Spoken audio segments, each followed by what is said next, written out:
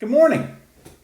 This is Dave Allen Grady. I'm pastor at Christ United Methodist Church, and thank you for joining this morning's live worship stream. I'm so glad you could be part.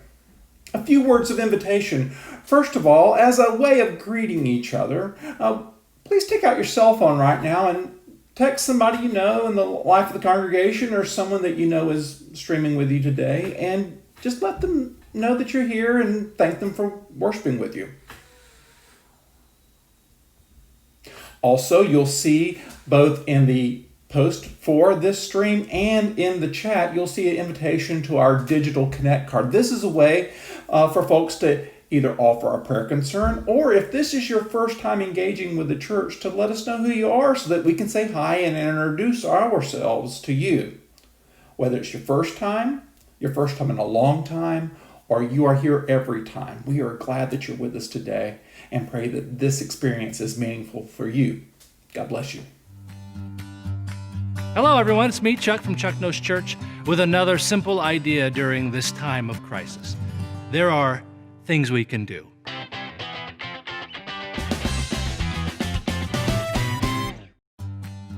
We can all recall the pastor or church leader announcing, and next week is Bring a Friend to Church Week. So, what do we do with that in these times of crisis?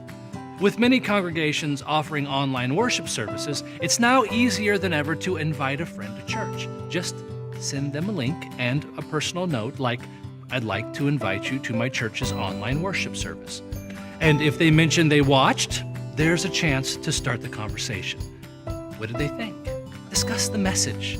Ask good questions. Did you grow up in the church? What was that like? Maybe in the conversation saying, "If you need anything else, please let me know."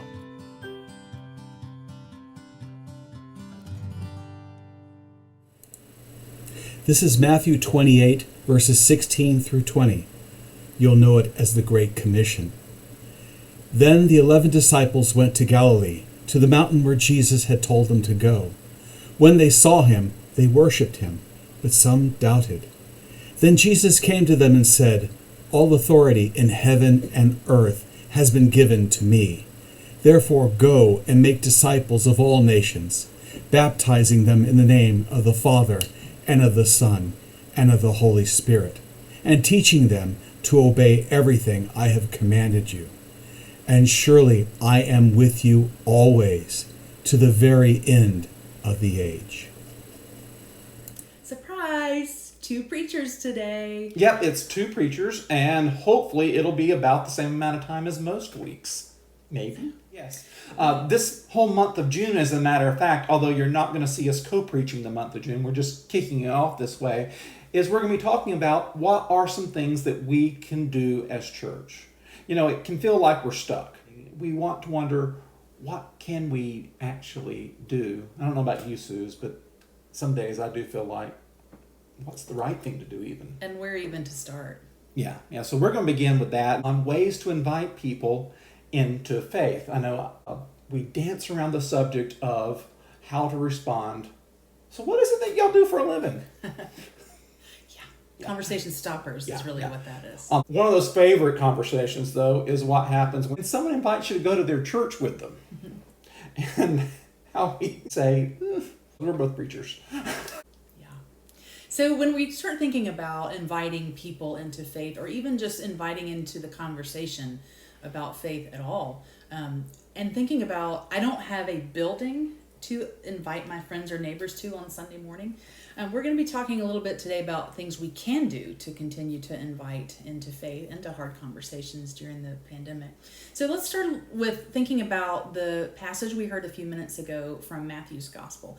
Remember that Matthew's Gospel was delivered and preached to people of the Jewish faith who were also attempting to orient their lives toward the way of Jesus. And so that caused them to feel sometimes like exiles. They weren't always welcome anymore in the synagogue. And their religious life, which had been centered around what happens in the synagogue and in the temple on High Holy Days, and all of that rhythm of life had really been disrupted as they were invited to no longer participate, because they were going down this new path. And that path was following Jesus, who told them as he came into their lives that he had come not to replace the law or abolish it, but to fulfill it, to fulfill tradition, to fulfill their expectation for a Messiah.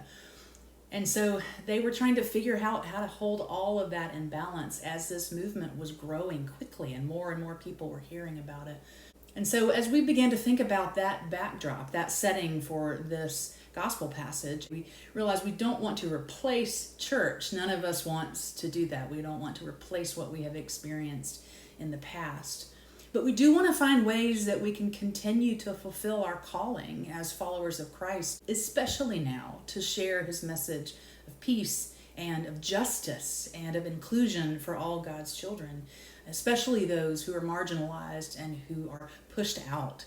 And so in our current Christian context, in our new normal, we're looking for ways to do things differently. Yeah, so church does look different now, right? Mm-hmm. Talking to the camera every Sunday for the past 9 weeks. Right, not in a church, but in our house. Right, which it has its advantages. That's true. Maybe, not really. It's still weird. It's weird, yeah. But church looks different now. In a way, we're kind of hearkening back to our roots, right? When we were dispersed in house churches, right?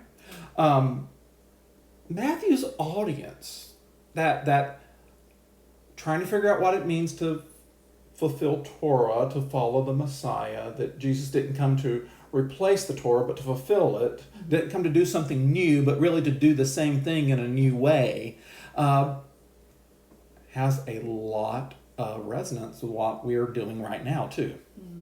And I think for us, the thing is so how do you fulfill the great commandment? To love God and love neighbors with all your heart, mind, soul, and strength. How do you fulfill the Great Commission? To go forth into the world and to proclaim good news. What does that look like when the model for most of the past, at least 1,500, 1,700 years, has been, hey, come to church with me. It looks different. I think this is especially important to find ways to connect people. We're in our homes, or the ways we live and move and have our being, usually our different social opportunities, even going to the grocery stores, right, can feel weird. We can feel alone, and we need to be able to offer people hope that we can stay connected. I'm also thinking that we need to be able to find ways to live out all of our baptismal vows. Will you resist evil, injustice, and oppression in whatever forms they represent themselves? That looks different in an environment that isn't only, we have in-person worship, but we got a camera going in the back of the room, but when one of the primary ways of engaging as Christians is through digital connection and then hyper-local service.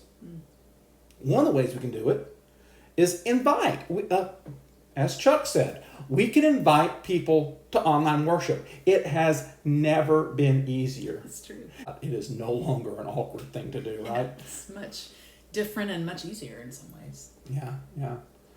What platforms do y'all use at Embry Hills? Well, for worship, we stream our video on Facebook.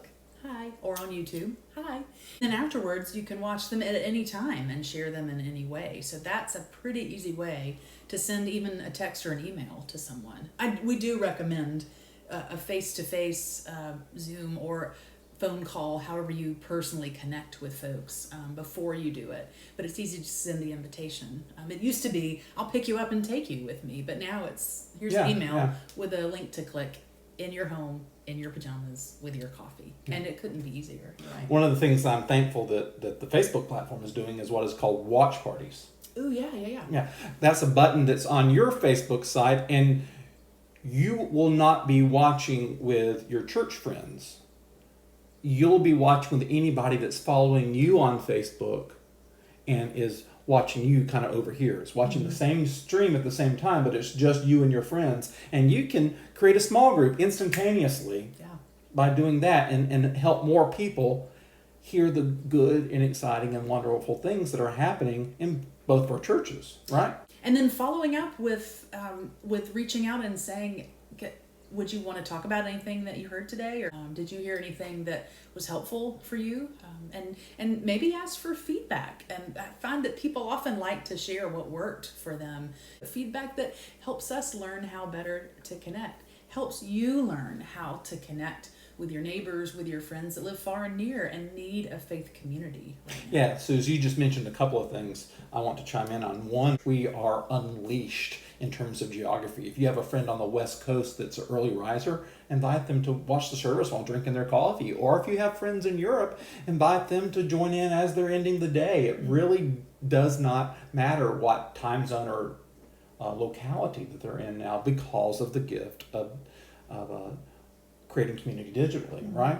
I think there's also that fascinating thing of, and I'm going to give a little testimony. So last week, the Christ Church congregation did a joint Pentecost worship service with one of the other congregations in our community. You know that we do a Google Meet hangout right after the premiere ends, and just it's a check-in. How you doing? It's great to see people's faces, hear people's voices. And one of the things we did that week was people reflected upon the different hymns and the different music pieces and how it moved them. That could be a great conversation. If you invite someone to church with you, just talk about favorite hymns. But there's other things that we can do and that help us listen. Because we can be people that help facilitate conversation.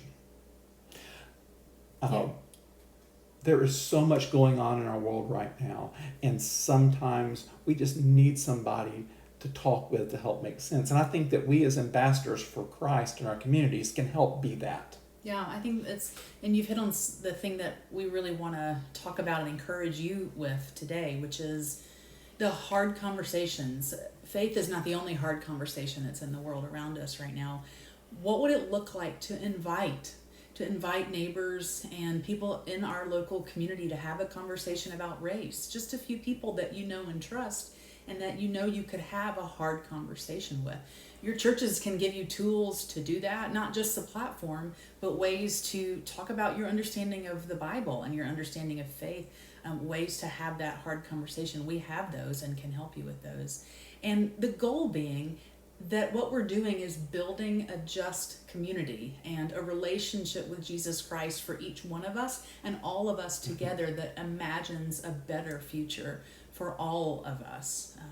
And so imagining that and keeping that in focus as our goal, what are ways that you can invite someone to consider watching our live stream, to consider, or our premiere, to consider having a conversation that's difficult, to consider entering into a time of sharing with trusted neighbors and friends to talk about how hard life is right now and what kind of witness for change the church can and should be offering, and that we can and should be offering. That's really our goal.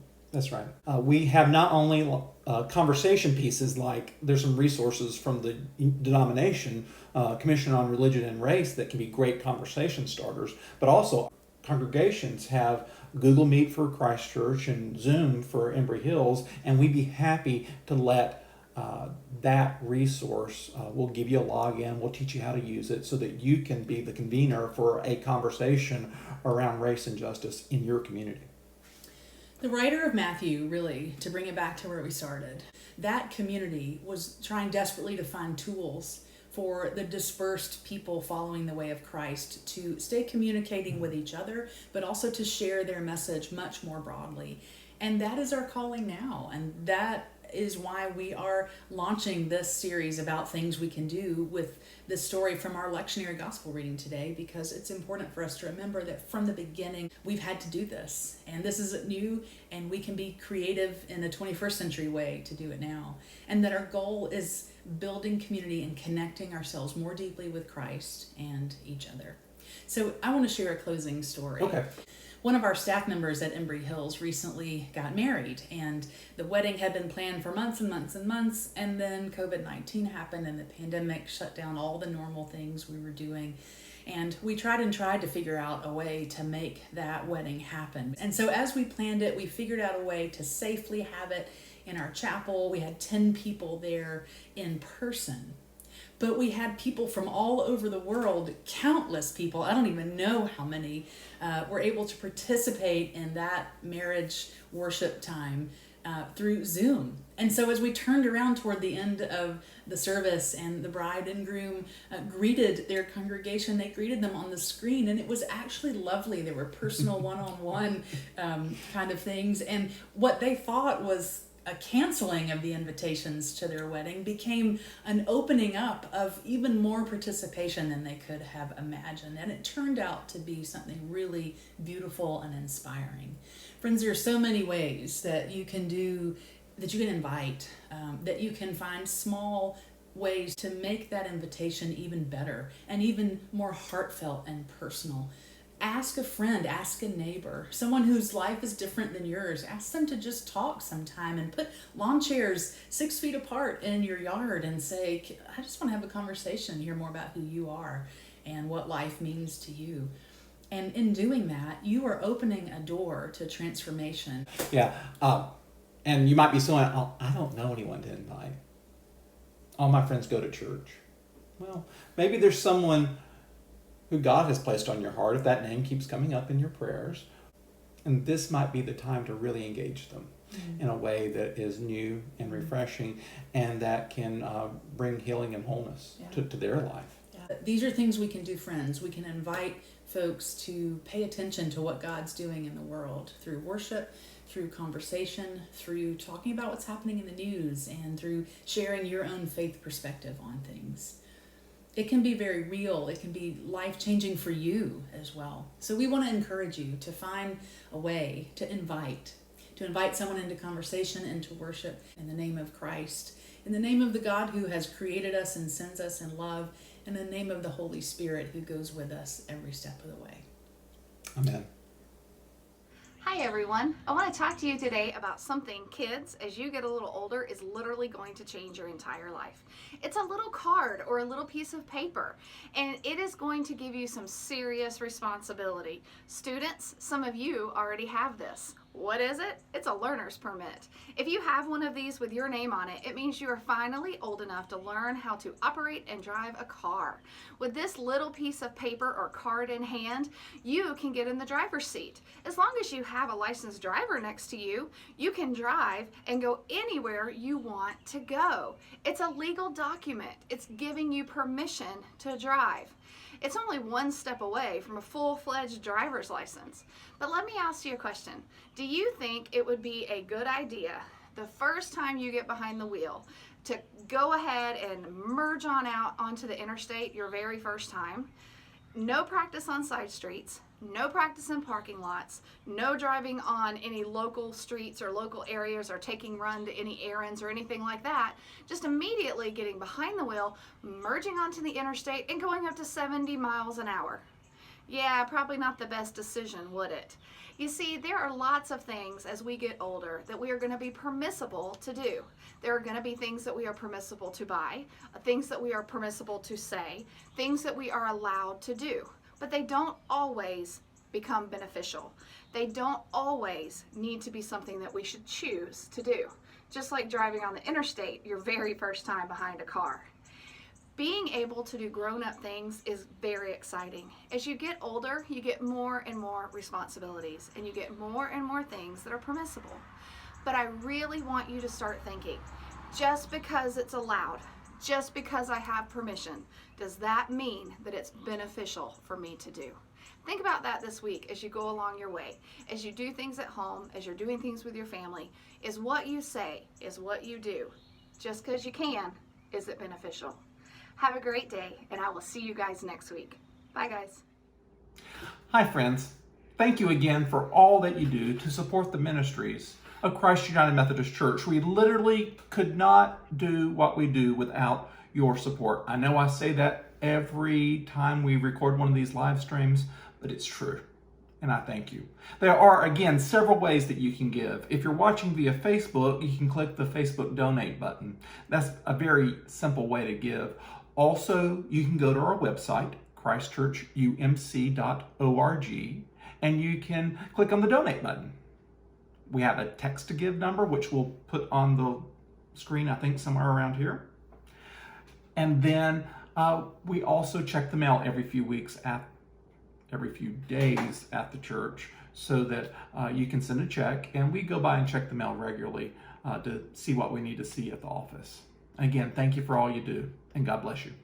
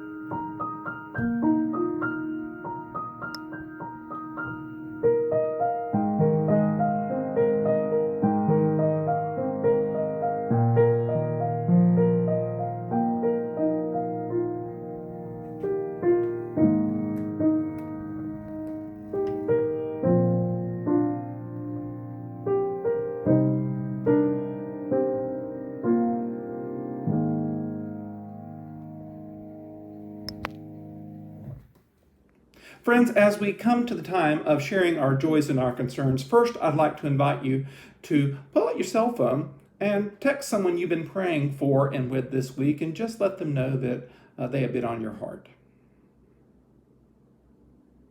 Thank you for doing that. We have things to celebrate in our lives and our communities, and I invite you to do that now. You can do that either via the digital Connect card that we have a link to, or you can share that directly right now in the chat stream. Thank you. We also have concerns that are burdening us, and we are called to carry one another's burdens. And so I invite you again to either use the digital Connect card or the chat stream to share what your joys or your concerns might be at this time. Thank you.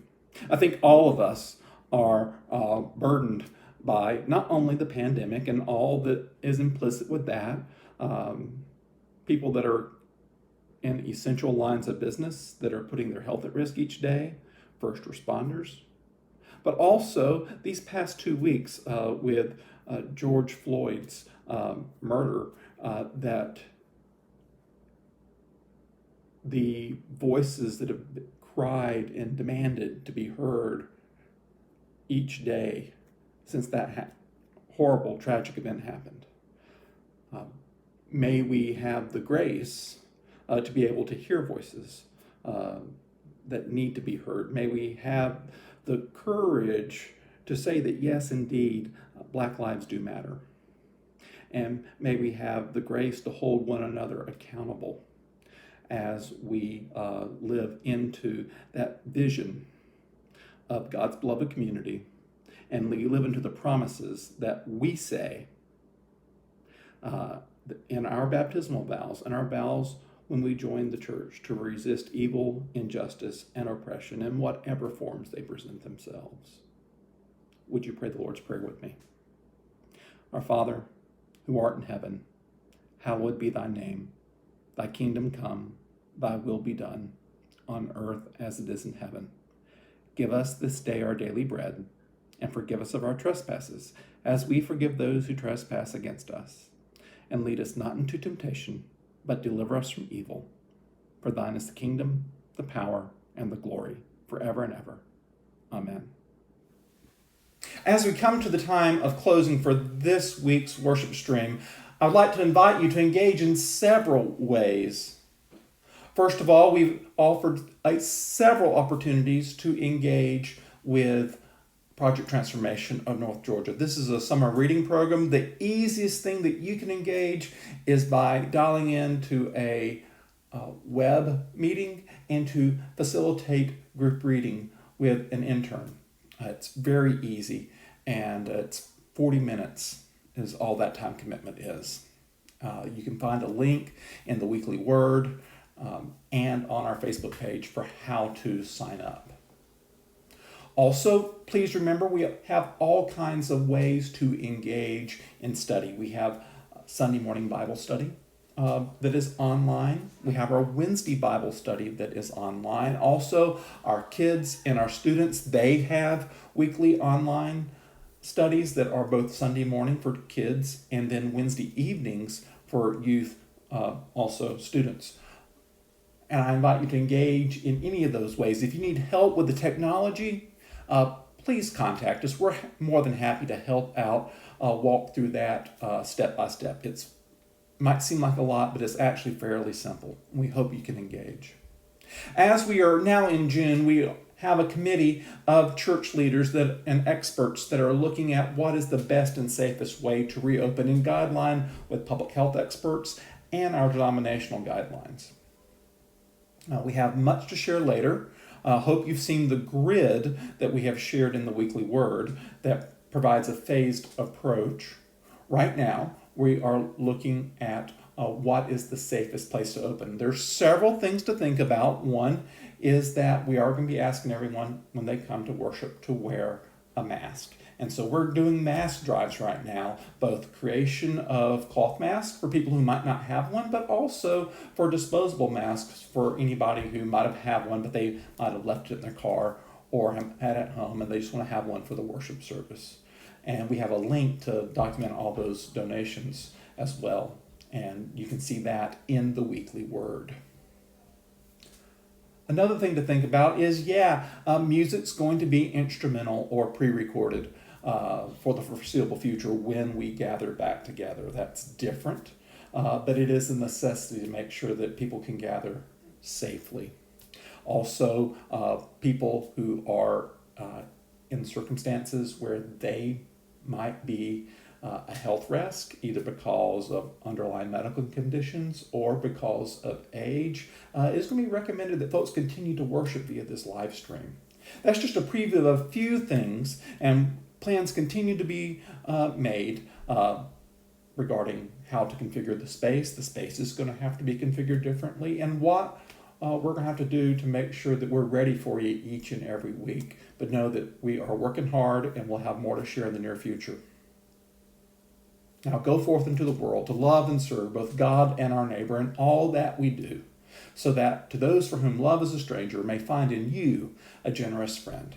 In the name of the Father, Son, and Holy Spirit, go in peace.